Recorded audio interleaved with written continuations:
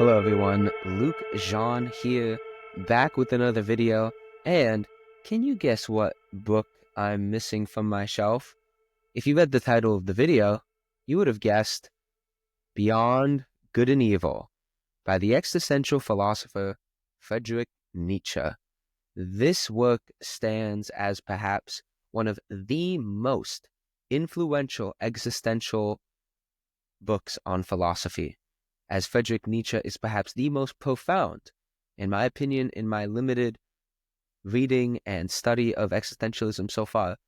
He is one of the most profound prophets, not just philosophers, prophets in the modern era. And in his book, he talks about a great many things, centering upon this idea of a need to have a transvaluation of values, a move from beforehand there was the master morality, and now through Christianity we're in a slave morality. Not slaves as we are servants to God or servants to some higher power. More than that, we are servants to virtues such as meekness and humbleness. We are servants and slaves to those virtues, not because of the virtues themselves necessarily, but by what the virtues lead to in our mindset. And this is why Nietzsche calls for a new, higher morality centered upon a new, higher human being known as the Übermensch. And this first Übermensch will help usher in more Übermensches until there's just one person that's in the dust. Now, in the middle of his book, Beyond Good and Evil, he has a series of maxims and interludes, which essentially are one, maybe two sentence, but mostly one-liners, which aren't just the typical sayings or quotes that you look up when you're writing a middle school or even freshman in high school philosophy or history essay just to juice it up a bit. No. These are profound. And they're so profound, and there are so many, that it could take such a long time to go through all of them. Such a long time. And my desire here, and if it's to interest to you viewers, which if you're viewing, you need to like, but more importantly, at least subscribe for more videos. Give it a chance. Give this channel a chance. Share what you want to be on the channel. Please do so. But this part of this book is so fascinating and so powerful, and there's so much to unpack in each maxim that I think it deserves an entire series. And you can check out the same exact series on my blog, seekingthe12gates.blogspot.com, seekingthe12gates.blogspot.com, and where I wrote about these same maxims, but we're going to go more in depth into them here. So let's begin. It starts by saying, "He who is a teacher from the very heart takes all things seriously only with reference to his students, even himself." Now, let's think about this for a second. This maxim is centered around the teacher, and the teacher's job, as an aspiring teacher myself, is to teach, to impart knowledge. But this is the trick here. Nietzsche's beginning this chapter by pointing out the teacher, or the one who gives knowledge. He would use quotation marks there. He who gives knowledge, and how he takes everything seriously with reference to his students. Even himself, he has to take himself seriously. That's the model teacher, right? Take to heart all things in seriousness with reference to his students. He has to take himself seriously. But what does the next maxim say? And we're going to spend a lot of time on this. Nietzsche says, "Knowledge for its own sake, this is the last snare set by morality. One therewith gets completely entangled with it once more." So teachers, they impart knowledge to their students. And if they want to do so, according to Nietzsche, you need to really take everything with regard to the students seriously, even yourself as the conveyor of knowledge. This knowledge that the teachers are conveying, knowledge for its own sake, is a snare, a bad, evil little insert by morality. Nietzsche is so critical of morality. He's so critical of morality. He believes that morality is an opium of the masses, if you will. It puts people in a slave mindset where they worship the virtues that keep them where they are. That's what Nietzsche thinks. And he calls knowledge for its own sake a snare. Why does he do that?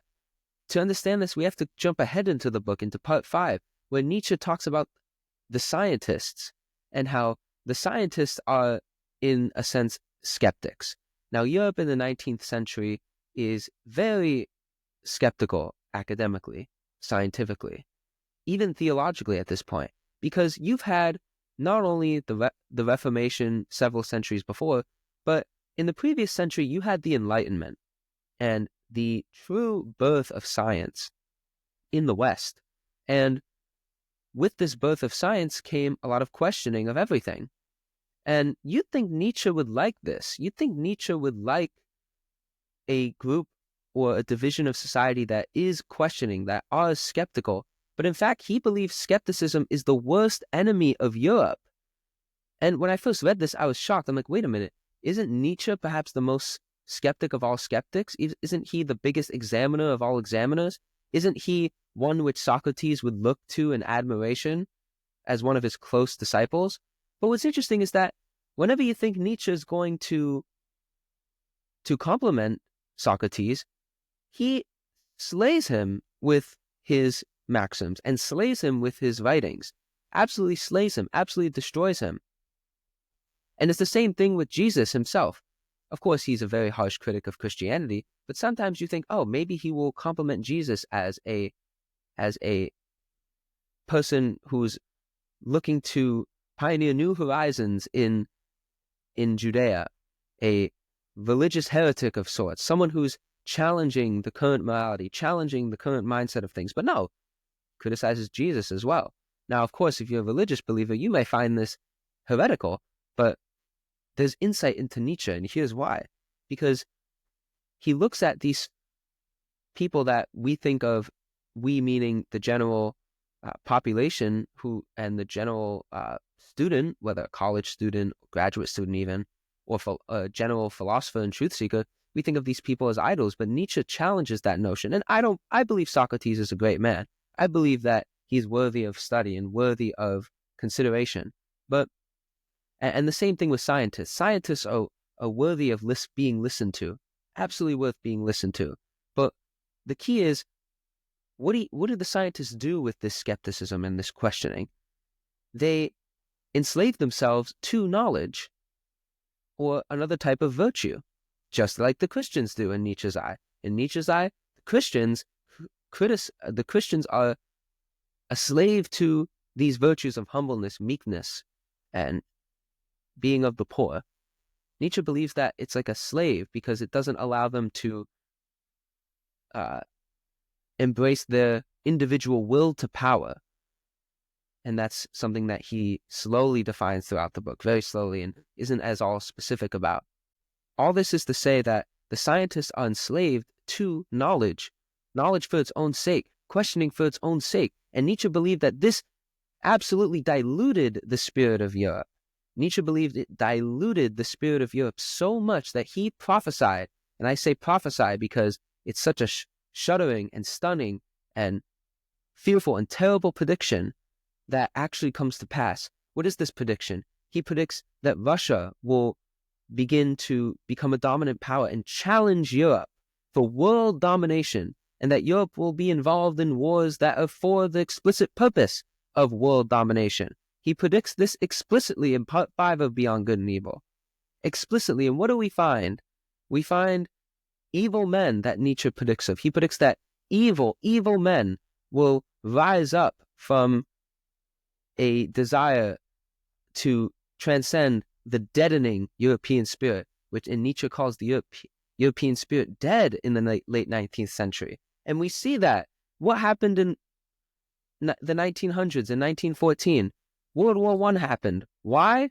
Well, yes, the assassination of Archduke Ferdinand, sure, but why, on a more internal level, did the Europeans launch into war? Nietzsche would say their spirit was deadened. It was deadened. There was nothing there. They were slaves to knowledge, slaves to skepticism. And so they acted out irrationally and violently, which led to evil men like Hitler, who rose from Germany 15, 20 years after World War I, 15, 20 years after the agreement to dump all the blame of World War I on Germany, to the point where the German citizens were impoverished. You had the paper mark, and it allowed such a fiery, violent, and evil man like Hitler to rise up and rally the Germans to a new type of spirit, a deadly type of spirit. That's exactly what Nietzsche predicts. All those things from this one point here, knowledge for its own sake. This is the last snare set by morality. Such a powerful statement. What does that mean? We can't be slaves to any virtue or passion or anything just for its own sake. And what's interesting about this is that this is where Nietzsche falls short. Nietzsche falls short because when he talks about this new morality, he compares it to a child, which is, he talks about as a neutral being, a neutral child that knows no good or evil, but not the knowledge of good and evil like in the Garden of Eden, but beyond good and evil. But the problem is, Nietzsche, and he does this on purpose, I believe, Nietzsche leaves out purposefully, in my opinion, what this new morality is. What is its nature? What is it grounded in? What spirit is it grounded in? Obviously not virtues for virtue's sake or knowledge for knowledge's sake. But then what is it grounded in? And that's the problem. People are looking. Yes, people are looking. I am looking for a transvaluation of values. It is necessary to have a transvaluation of values. Absolutely. But in my opinion, leaving it so blank and vague has led to many problems. Religious people often ask, isn't our argument so convincing? Well, yes, but the criticisms that Nietzsche points out aren't just all invalid. Can we really say that Christianity has been perfect? Can we really say that it has not led to the enslavement by its own virtues? I don't think we can fully say that.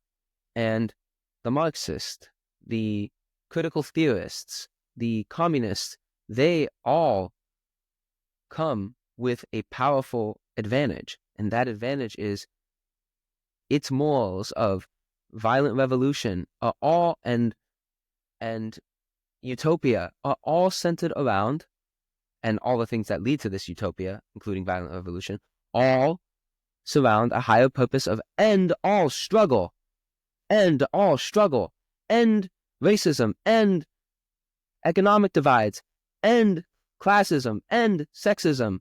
And that's where critical theory comes in. Because critical theory comes in and doesn't just talk about economic class like the Marxists do and the communists do. No. Every division, every difference in life needs to be abolished. And that is a way of saying abolish suffering. And that's their higher purpose. And so what that means is, for the critical theorists, for the Marxists, it is okay to sacrifice things like free speech, the right to bear arms, the right to worship freely.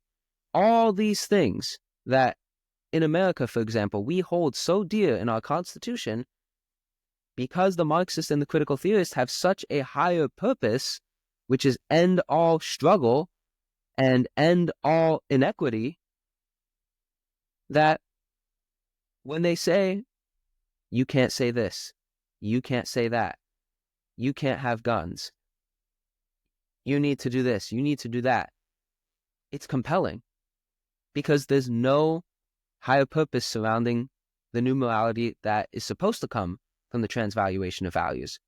That's what I'm seeking, and that's what many people are seeking. But the problem is, where's the alternative? Higher purpose. What better higher purpose but end all struggling, end all suffering? Nietzsche doesn't have that. And so that's where his critique almost ends and floats adrift. And we still become enslaved to virtues.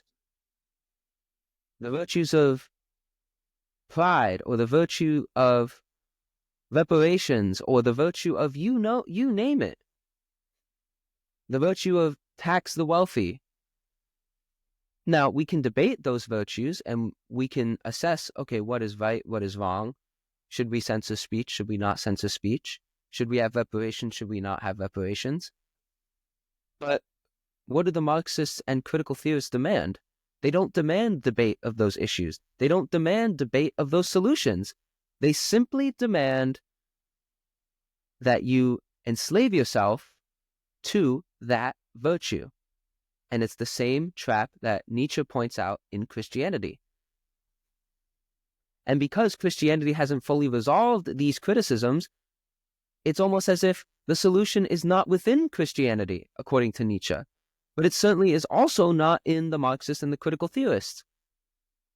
Which is why new religious movements such as unificationism offer a different higher purpose, centered around a providence of restoration, centered around God as this heavenly parent that wishes to bring in all children, all people as God's children.